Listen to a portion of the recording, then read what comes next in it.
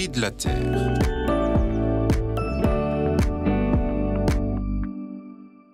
L'actualité est marquée par la multiplication de conflits qui créent un climat très anxiogène et de multiples conséquences économiques. Conflits armés dramatiques avec d'innombrables vies humaines sacrifiées, conflits politiques entre les trois grands, États-Unis, Chine, Russie, et décisions brutales de mesures de rétention commerciale touchant de nombreux secteurs et bien sûr l'agriculture.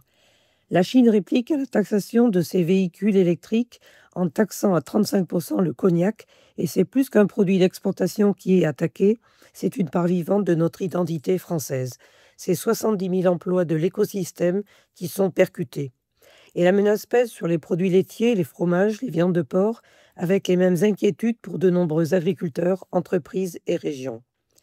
Après les annonces brutales de Trump le 2 avril et la réaction forte des pays, il marque une pause pour 90 jours, sauf pour la Chine, son rival économique majeur. Est-ce un recul ou un sursis? Nul ne peut le dire. Par contre, en ricochet, la Chine, qui perd ses débouchés aux USA, réorientera ses containers vers l'Europe avec des prix très bas, une déferlante de produits low-cost concurrents redoutables des entreprises françaises et européennes.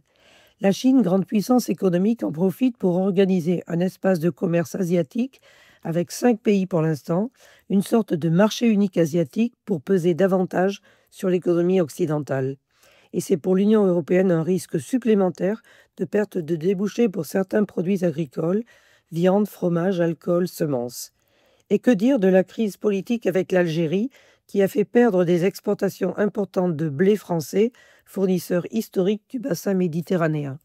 C'est la Russie qui livre désormais, accroissant ainsi son emprise économique et politique sur le continent africain.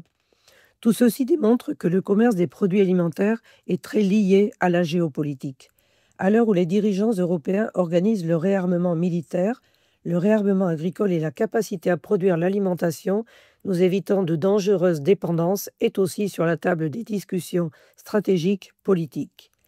L'histoire a démontré que les crises alimentaires et les pénuries accéléraient les conflits politiques.